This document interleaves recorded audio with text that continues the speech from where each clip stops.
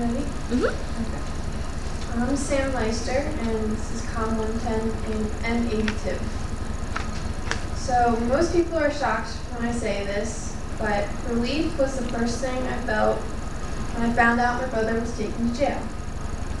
So it's kind of weird, but our relationship was not normal. So I felt a huge weight was taken off of mine and my family's shoulders, knowing that we didn't have to worry about him at home if he was hurting himself or others, or getting into any kind of trouble. I was never close with my brother, and he's only 2 years older than me, and I finally found out the reason why. My brother abused alcohol and drugs, which led to addiction and where he is right now. I don't know when this addiction started, and I don't know why. I only know that it really hurt my family and myself, and we've been on this emotional roller coaster ever since.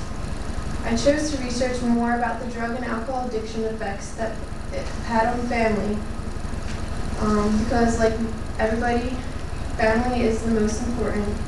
One person shouldn't bring down a family, and in order for an addict to change their ways, if they want to, is they need to have that strong support system, and which is usually family, and if they're not strong, then it just doesn't work. There are many feelings and characteristics that families experience when someone in their family is an addict. Denial is often present right away. Most families do not want to admit or accept that there is a problem.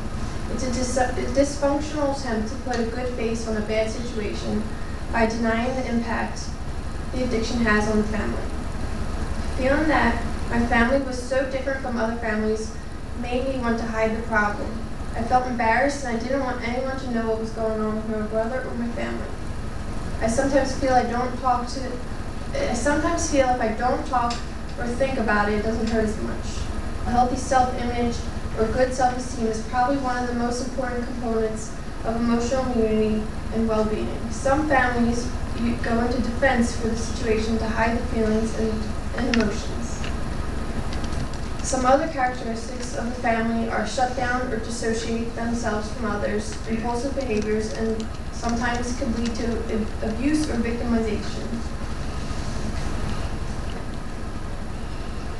Each member of the family and each friend is affected differently by the addiction of a loved one. As a sister of an addict, I felt emotions from sadness to anger and even guilt. I've even felt embarrassment because I don't want his actions to reflect poorly on my family. I felt sadness when I saw my friends with their siblings, as they are always so close, and I wanted that with my brother, where we could just hang out and act like friends. Children may feel guilty because they feel responsible or feel bad in the situation.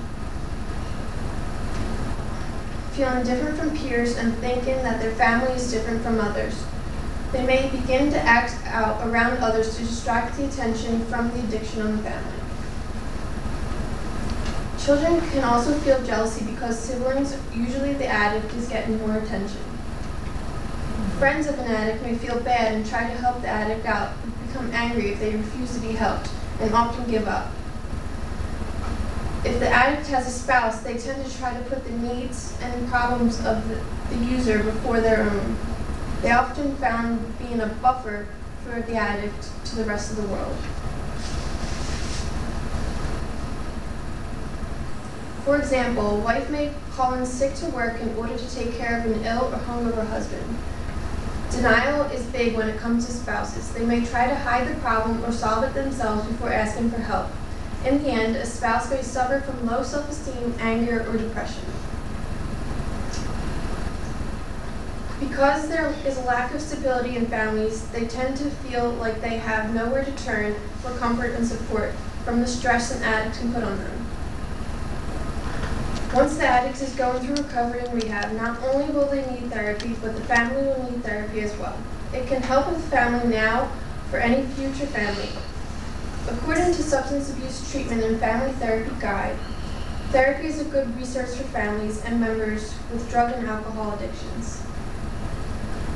Support groups can also be very effective. Being in a room where you know you're not the only one going through what is happening, which can be comforting. When you see people opening up and having the same issues, you start to feel like what you're going through is normal. Therapy can help you express your emotions and needs in the right way. Emotional and psychological behavior patterns can get passed down through generations, putting children at risk for addiction.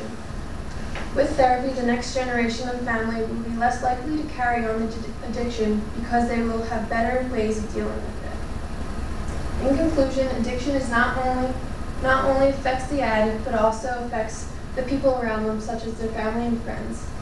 If the addiction is not treated, it can emotionally and physically ruin the family.